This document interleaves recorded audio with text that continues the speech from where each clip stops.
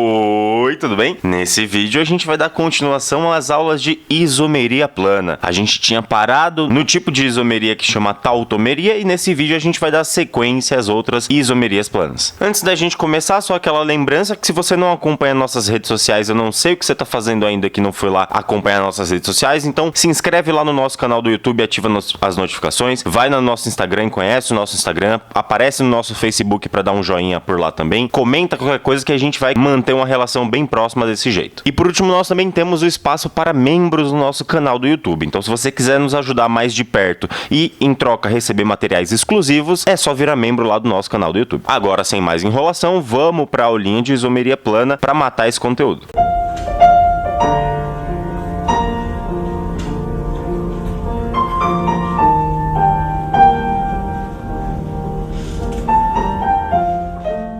E dando sequência então à isomeria plana, lembra que a gente estava falando que existe uma certa ordem de prioridade nas isomerias. Então, na hora de você analisar e comparar compostos isômeros, você sempre vai fazer essa comparação tentando priorizar as ordens das isomerias. Como que funciona isso? Você vai olhar dois compostos orgânicos e ver primeiro se é isomeria de função. Se não for isomeria de função, você tenta analisar uma tautomeria. Se não encontrar a tautomeria, você vai buscar pela terceira isomeria que nós vamos falar, que é a isomeria de cadeia. E como que funciona essa isomeria de cadeia? Lembra que é uma ordem de prioridade, então você já deve ter tentado achar a isomeria de função entre os dois compostos. E se você não conseguiu, você está tentando a isomeria de cadeia. Portanto, obrigatoriamente, os dois compostos da sua análise devem possuir a mesma função. Como assim, Taif? Isso mesmo, eles têm que possuir a mesma função porque você já excluiu a possibilidade de isomeria de função, porque você já analisou a isomeria de função e já enxergou que não podem ser isômeros de função. Ou seja, são cadeias que possuem a mesma função e que, em compensação, apresentam diferentes conformações de cadeias. E o segredo tá aí, entender exatamente que são diferentes cadeias para uma mesma função orgânica. E na isomeria de cadeia, você não precisa nem ter o trabalho de identificar as funções, porque vai ser sempre a mesma função orgânica, com cadeias com disposições diferentes. Mas, Taif, o que é uma cadeia com disposição diferente? Olha, lembra que quando a gente faz a classificação de cadeias lá no começo da química orgânica, a gente está falando sobre cadeias abertas ou fechadas, a gente está falando sobre cadeias homogêneas ou heterogêneas, cadeias normais ou ramificadas, cadeia saturada e insaturada. Se você lembrar de tudo isso, você não vai ter problema com a identificação de cadeias diferentes. Lembra, para a cadeia ser diferente, ela precisa ter uma dessas variações, que já vai ser uma cadeia diferente. Taif, tá complexo para mim, não sei se entendi. Tudo bem, ó, olha esse exemplo aqui. Pensa no composto C9H20. Esse composto C9H20 você já consegue visualizar de cara, porque você sabe bem as funções orgânicas, que esse composto é um hidrocarboneto. Não possui oxigênio nem nitrogênio, portanto, a única função que ele pode ser é hidrocarboneto, de fato. Parte boa é que quando a gente lembra de hidrocarboneto, você vai lembrar também que ele pode ser um alcano, alceno, alcino, e que para cada uma dessas designações existe uma formulinha bonitinha, né? Aquela lá, CnH2n mais 2, CnH2n, CnH2n-2. Então você tem que retomar qual que é dessas fórmulas aqui. Olhando para esse cara, eu percebo que o 20 é 18 mais 2. 9 vezes 2 é 18, mais 2 dá 20. E isso é a fórmula geral de um alcano. Ou seja, eu sei que esse composto é um alcano. Então, a partir daí, todos os isômeros de cadeia desse composto devem ser também alcanos, já que eu já excluí a possibilidade de ser um isômero de função. Taif, mas esse composto não poderia ser isômero de função de nenhum outro? Não, porque esse composto só possui carbonos e hidrogênios. É a única função orgânica que só possui carbonos e hidrogênios. Então, não tem como ser isômero de função de outro composto. E você naturalmente pode querer desenhar esse composto como uma cadeia de 9 carbonos em sequência, uma cadeia aberta, homogênea, normal e saturada. Você pode fazer desse jeito. E esse, de fato, é um dos isômeros de cadeia que a gente pode ter para essa fórmula. Mas como esse isômero é o mais tradicional e o mais fácil de todos eles, eu vou deixar ele um pouco de lado. Então guarda na sua cabeça que existe sim um composto com 9 carbonos em linha aqui. Só desenhar 9 carbonos e você já vai ter feito o composto. Mas eu quero que você pegue aqui o seguinte exemplo. Eu quero que você compare estes dois compostos aqui. Para você não achar muito difícil essa comparação, eu já vou fazer uma conta junto com você, te mostrar que ó, a cadeia principal começa nesse carbono e termina nesse. Já tô te falando que tem 7 carbonos na cadeia principal e aqui no carbono 3 nós temos uma ramificação. E a mesma coisa acontece com esse outro composto, ó, um carbono aqui, 7º carbono da cadeia principal do outro lado. Nos carbonos 3 e 4, este cara possui ramificações também. Agora a gente precisa discutir o porquê que esses caras são isômeros isômeros de cadeia. Perceba o seguinte, ambas as cadeias que eu coloquei aqui no exemplo possuem 7 carbonos e mais 2 carbonos como ramificação. Ambas as cadeias são abertas, ambas as cadeias são homogêneas, ambas as cadeias são ramificadas e ambas as cadeias são saturadas. Portanto, apesar de serem cadeias que possuem as mesmas classificações, a cadeia em si é diferente. Essa cadeia tem tudo isso que a gente falou, porém apresenta uma ramificação somente do tipo etil. Essa outra cadeia também apresenta tudo isso que a gente falou, porém apresenta duas ramificações do tipo metil. Então essas cadeias ambas são ramificadas, mas com ramificações de tipos diferentes e por isso são isômeros de cadeia. Possuem a mesma fórmula molecular, as mesmas características de cadeia, porém ramificações diferentes. E naturalmente, se possuem ramificações diferentes, é óbvio que os nomes desses compostos serão diferentes. Perceba que são 7 carbonos, portanto é hept, com uma ramificação do tipo etil aqui no carbono 3. 3 etil heptano. Então 3 etiloheptano. Essa outra cadeia no mesmo esquema, só que duas ramificações do tipo metil nos carbonos 3 e 4. Se são iguais, são dimetil e é um heptano, porque tem 7 carbonos e é saturada a cadeia. Perceba que como o heptano teria H, eu juntei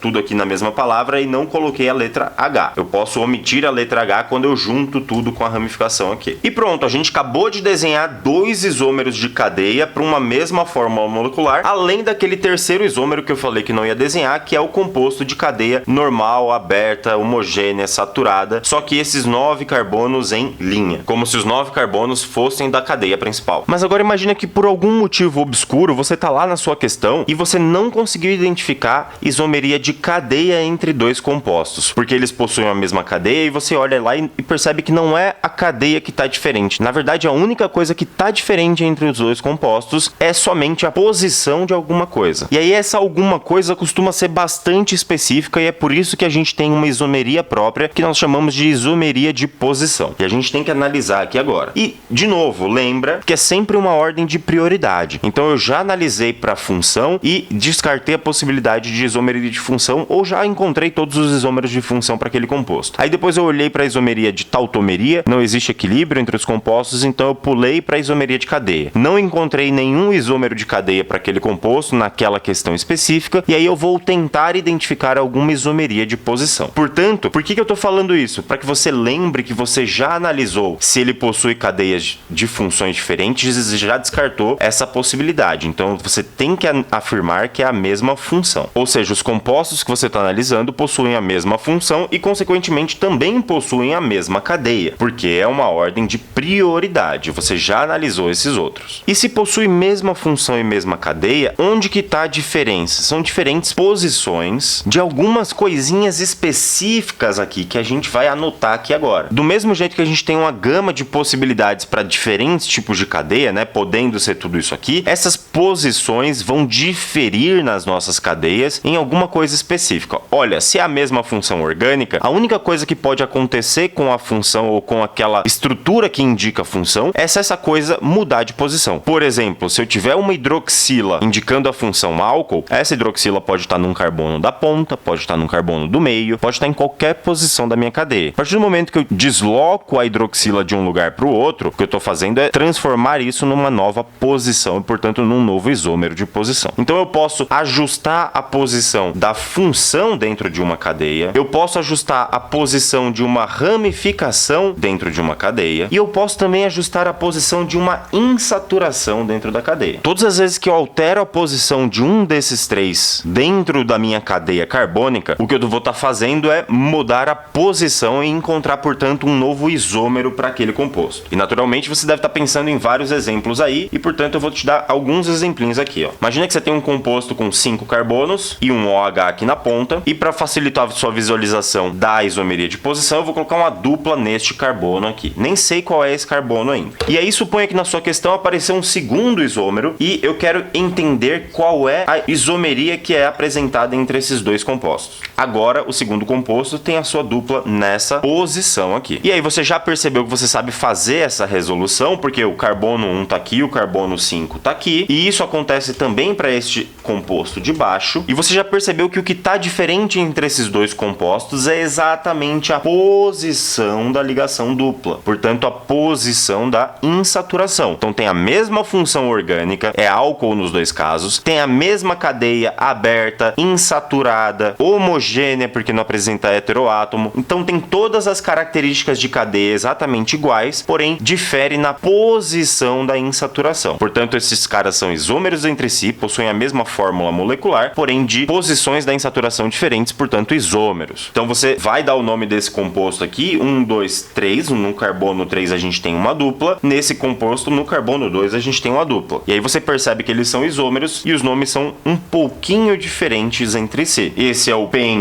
3-en 1-ol, enquanto que esse é o pente 2-en 1-ol. E por mais que eles tenham nomes muito parecidos, é natural que eles não são o mesmo composto. Você consegue visualizar só de bater o olho que eles não são o mesmo composto, você consegue perceber também pelo nome que eles não são o mesmo composto. Então não perde isso de vista, tem que saber identificar desse jeito. Vamos ver mais um exemplinho aqui para você guardar essa ideia aí de como que faz a isomeria. Rapidinho esse outro composto aqui, ó, que a gente nem precisa dar nome se não quiser, mas perceba que esse composto tem 1, 2, 3, 4, 5, 6 carbonos na cadeia principal. Vou começar a numeração desse lado, obviamente, porque está mais perto da minha ramificação. Mesma coisa nesse composto aqui. Ambos possuem uma ramificação do tipo metil, e você naturalmente já percebeu que a única coisa que foi alterada entre esses dois é a posição da ramificação. Vou até colocar essa ramificação em preto para você visualizar o que aconteceu aqui. Essa ramificação estava no nosso carbono 3 e pulou para o carbono 2. Então esses dois compostos são isômeros de posição. Esse é o 3-metilhexano e esse é o 2-metilhexano. Vou colocar mais um composto para você entender de vez como que a gente faz isso. E agora você consegue perceber nesse nosso último exemplo que são isômeros, apesar de estarem desenhados bem diferente aqui, eles são isômeros entre si, ambos com 5 carbonos. Um possui a hidroxila no carbono 3, e aí eu deixo a seu critério numerar começando daqui ou começando daqui. Na verdade eu vou preferir começar do lado de cá, começando no 1 e terminando no 5, pura e simplesmente porque neste segundo composto é obrigatório que o nome comece por aqui. Então eu vou manter o mesmo padrão para você conseguir enxergar que esse OH é exatamente o que está diferente entre esses dois compostos e que na verdade a única diferença é a posição da hidroxila. Então a hidroxila é comum aos dois compostos, apresentam exatamente a mesma função orgânica, a mesma cadeia com todas as suas características, porém a posição da hidroxila é diferente. Esse daqui é o pentan 3-ol, esse daqui é o pentan 2-ol, já que a função está no carbono 2. E é assim que você consegue identificar diferentes isômeros de posição na cadeia. Todas as vezes que tiver a mesma função e a mesma cadeia, o que diferencia vai ser a posição de alguma coisa. Mas até agora eu não te falei de um último detalhe importante sobre isso, que é o seguinte: a gente vai sempre analisar a posição de coisas que não sejam um heteroátomo. Como que é, Taif? Exatamente, a única coisa que não vale variar de posição aqui é um heteroátomo. Portanto, se a gente tiver aqui uma situação de heteroátomo, e eu quero que você coloque como ponto de atenção que tudo isso da isomeria de posição não vale para o heteroátomo. Não vale para heteroátomo. E por que não vale para heteroátomo? Na verdade, não vale para heteroátomo porque exatamente o próximo tipo de isomeria e o último deles é um tipo específico de isomeria de posição para os heteroátomos. Então, não, tudo que a gente viu de posição, você despreza caso seja um heteroátomo aqui no meio, porque você tem que considerar esse tipo específico como outro tipo de isomeria que a gente vai ver agora. E esse último tipo de isomeria chama isomeria de compensação, que às vezes a gente também vê aparecendo no vestibular como metameria. Guarda um desses dois nomes, na verdade guarda os dois porque pode aparecer de um jeito ou de outro. Então essa isomeria de compensação, ela vem exatamente para tratar, como a gente acabou de falar, da isomeria da posição do heteroátomo. Portanto, do mesmo jeito que nas anteriores, você já passou pela análise da isomeria de função e percebeu que é a mesma função, também passou pela isomeria de cadeia, percebeu que possui o mesmo tipo de cadeia, mesma classificação de cadeia. Isso é exatamente igual à isomeria anterior. Agora você vai perceber também que são diferentes posições, do mesmo jeito que na anterior. Só que aqui especificamente é a posição dos heteroátomos que importa. Você vai comparar dois compostos orgânicos e você vai visualizar, você vai bater o olho e vai enxergar enxergar diferentes posições para o heteroátomo. Especificamente no caso do heteroátomo, você vai bater o olho e vai falar que isso é isomeria de compensação. Então, a grande sacada está aqui na posição do heteroátomo. E aí você, meu aluno a mais, minha aluna a mais, você já percebeu que se existe heteroátomo, tem que ter uma função que permita o heteroátomo. Então, algumas funções são mais propensas a ter esse tipo de isomeria. Você pensa bem